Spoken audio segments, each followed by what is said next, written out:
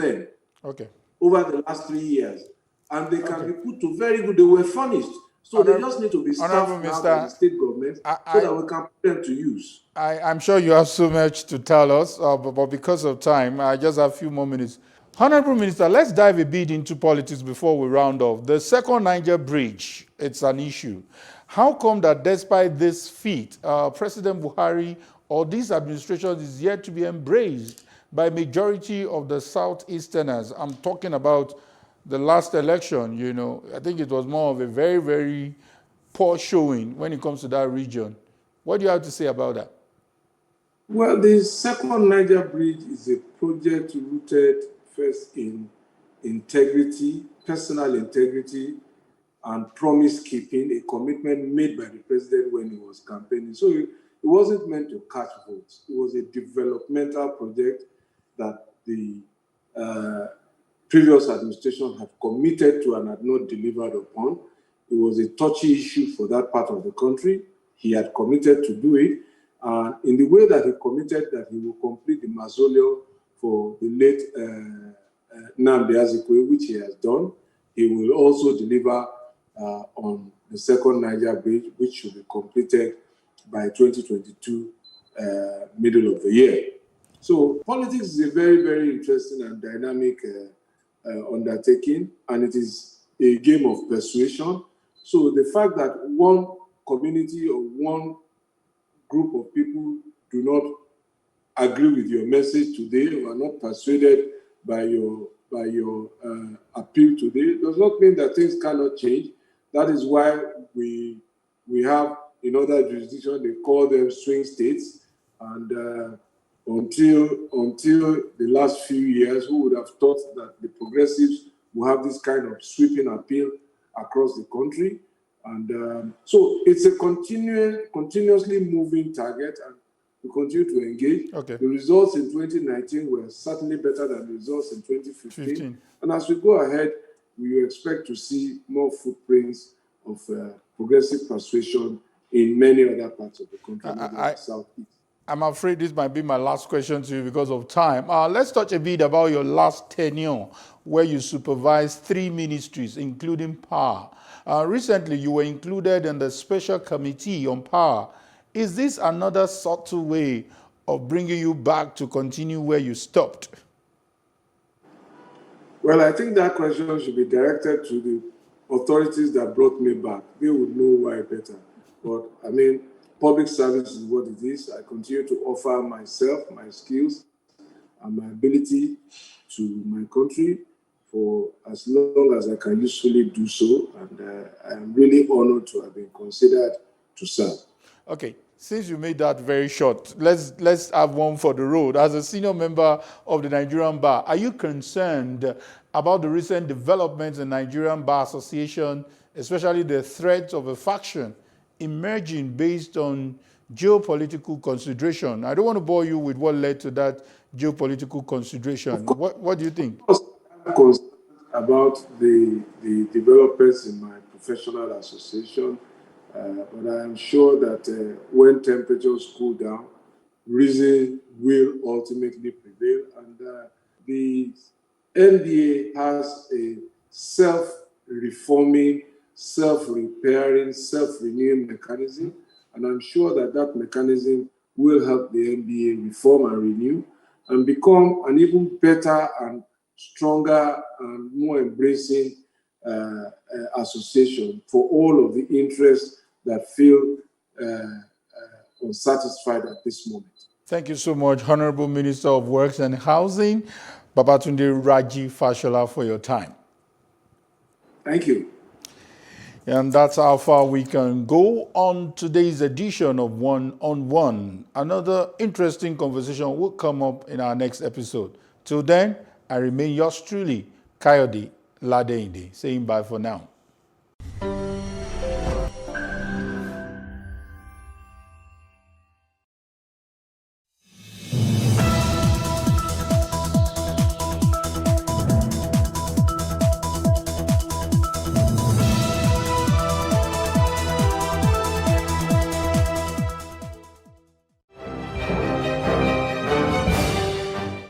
Hello and Thank you for joining us on Plus TV Africa News on the Hour. My name is Felicity Ezewike. Here are some of the stories making the headlines.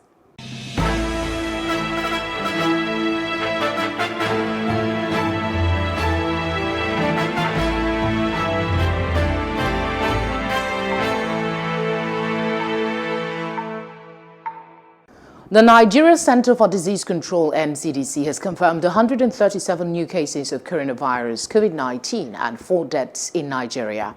The 137 new cases are reported from 16 states. Lagos accounts for 60 cases, Abia 21, FCT 18, followed closely by Rivers with 13 cases. Others are Kaduna with 5 cases, Oyo 4, Delta 3, Edo 3, Delta 2, Imo 2, Kanu and Ogun 2 cases each. Bauchi, Gombe, Nasarawa, Niger and Osun all had 1 case each. For safe reopening of the National Youth Service Corps orientation camps across the country, the Nigeria Center for Disease Control, NCDC, has said all corps members will be tested using the new antigen-based tests. The center disclosed that the process of procurement of the tests was almost complete. Speaking at the Presidential Task Force on COVID-19 briefing in Abuja on Tuesday, the NCDC Director General, Dr. Chikwe Hekwazo, revealed that the government had launched Infection Prevention and Control Call Vanguard in all the states, noting that young people interested in IPC were being trained for self-management and self-regulation in the camps.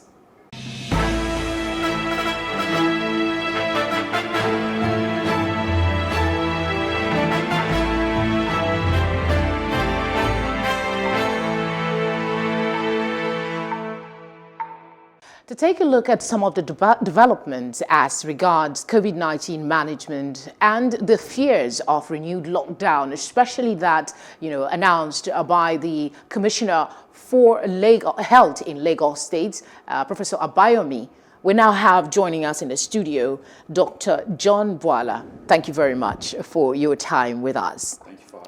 Let's take off from the concerns being raised. The PTF has raised that concern as well. And then we will have the Lagos State Commissioner for Health also saying that there is the high probability that we might engage in another lockdown due to a second wave. What is the probability that this will happen?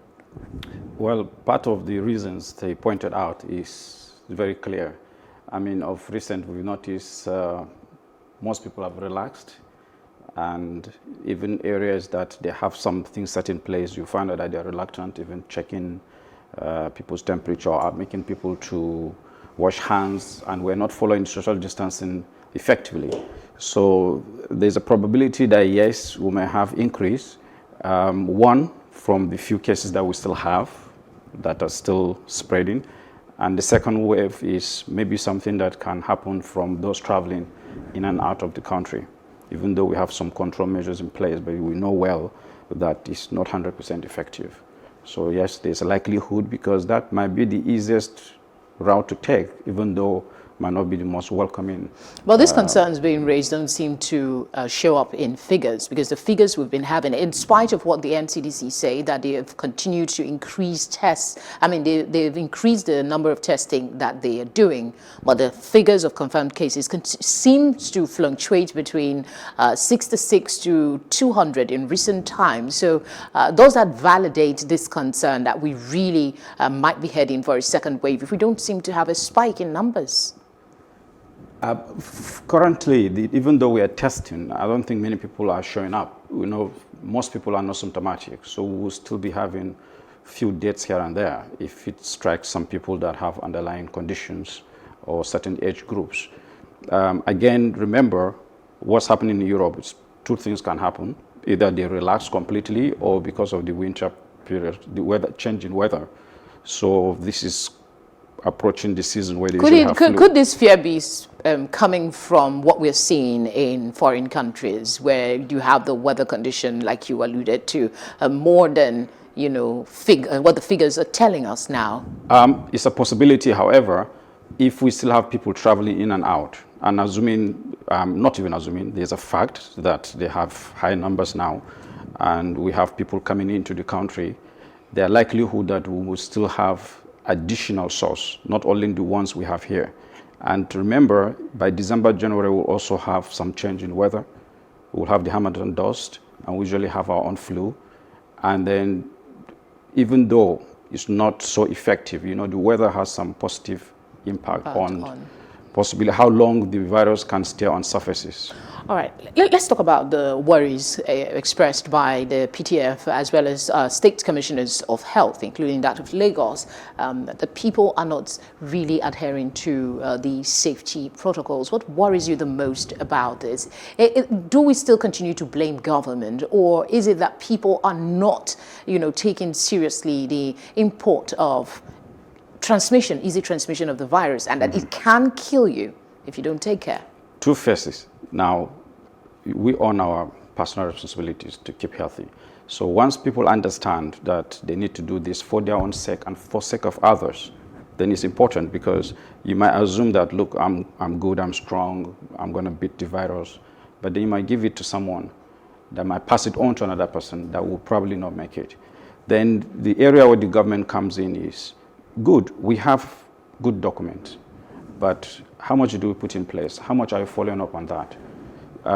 So far, they've engaged some volunteers, but you still need to do more. You still need to get people if you don't have resources. So many people can offer to maybe work free with them to see how they can support, especially in the areas of school. We can't continue to lock down for a year plus. That will have impact on so many things, education, economy. You know, even though you want to preserve life, you also have to minimize losses. So they need to come up with a means whereby there will be some level of business continuity in certain areas. They might just probably not to go for full lockdown, but maybe to put extra restrictions from where they have relaxed and then improve certain areas. We still need to get back to... Will this country survive a second lockdown? We know what happened with the first instance. Even the palliative that was said to be shared didn't seem to get to the people that really needed it.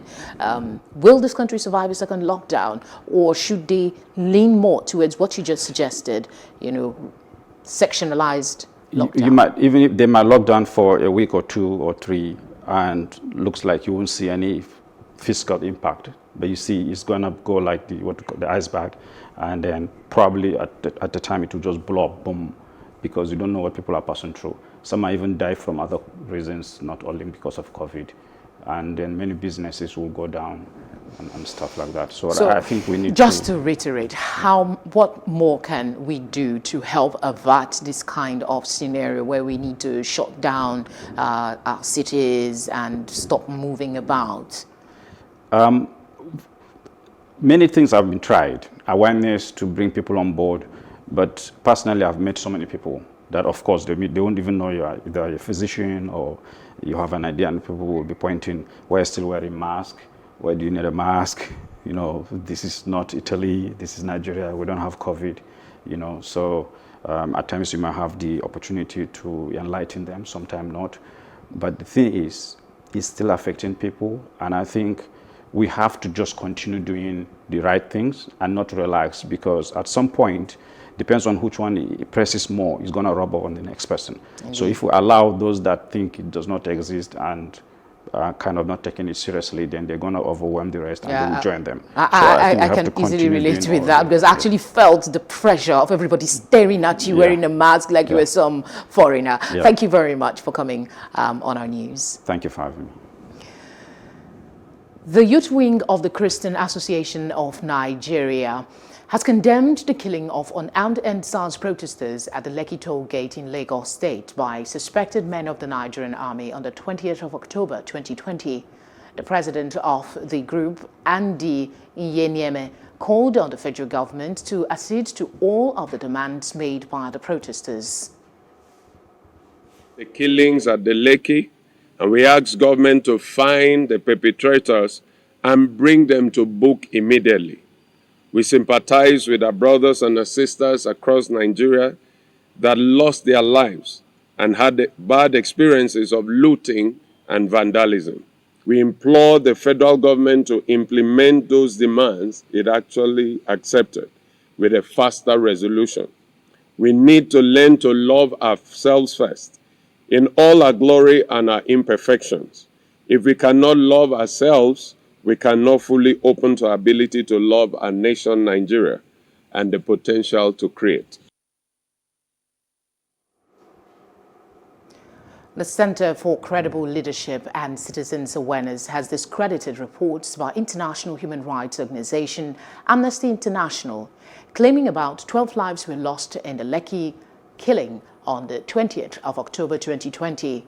Spokesperson of the group, Gabriel Nwambu, while addressing journalists in Abuja, explained that the international rights organization failed to perform its due diligence by verifying its sources. The fiction and lies reported by Amnesty International was unprecedented. Osai Ojibo claimed that 12 deaths were recorded but relied on circumstantial evidences in her report. She also claimed she needed the permission of the deceased families to make the names public. In this social media age, and with the sophistication that captured the men in military firing even in the dark, we expected to see at least someone who captured the killings, the dead bodies as evidences. The International Criminal Court, ICC, has disclosed that it is conducting a preliminary investigation into the recent EndSARS protest in Nigeria. In a statement, the Office of the ICC prosecutor said it had received information on alleged crimes. The examination will assess whether the legal criteria for opening an investigation under the Rome Statute was met. The International Court plans to make preliminary findings public. The federal government says there is no fly list of youths who participated in the EndSARS protests. The Federal Ministry of Interior stated this in a tweet on Tuesday in reaction to a media report by an online publication. A prominent EndSARS mobilizer, Modupe Odele, was stopped from traveling by Nigerian Immigration Service on Monday. Though there was explanation for the action, it was believed to be related to her mobilization for the protests. Through her Twitter handle at Mochivius, she canvassed support for the protests, pouring on her over 200,000 followers. She offered free legal aid to persons who were unjustly arrested during the demonstrations, aside from giving details of support for protesters. The Nigerian military has said a total of 78 persons, including 75 Boko Haram, Islamic State of West African Province fighters, and 3 soldiers have been killed in an ongoing subsidiary operation in the northeast. Brigadier General Bernard Onyuku, Director Defense Media Operations, Prime Minister Abiy Ahmed's spokeswoman, said military operations in the region had commenced without giving further details. Riot police dispersed opposition supporters outside the main Ivory Coast opposition leader's house on Tuesday after the government accused him of sedition for creating a parallel administration in defiance of President Alassane Ouattara's election win. Police rolled tear gas canisters towards opposition members and journalists in front of former President Henri Bédier's residence in the commercial capital, Abidjan. The former president's supporters say Ouattara's landslide victory was unconstitutional. The candidates who boycotted the vote, Bédier and ex-minister Pascal Nguassen, announced they had set up what they called a transitional council with Bédier as its president. Malawi announced on Tuesday that it will open a full embassy to Israel in Jerusalem. In a video statement during a visit to Israel, Malawi's foreign minister called the decision a bold and significant step. He congratulated Israel on its budding relations with Arab and Muslim states on the U.S.-brokered deals, including new ties with African country Sudan. The Israeli Foreign Ministry said the embassy is expected to open by the summer of 2021.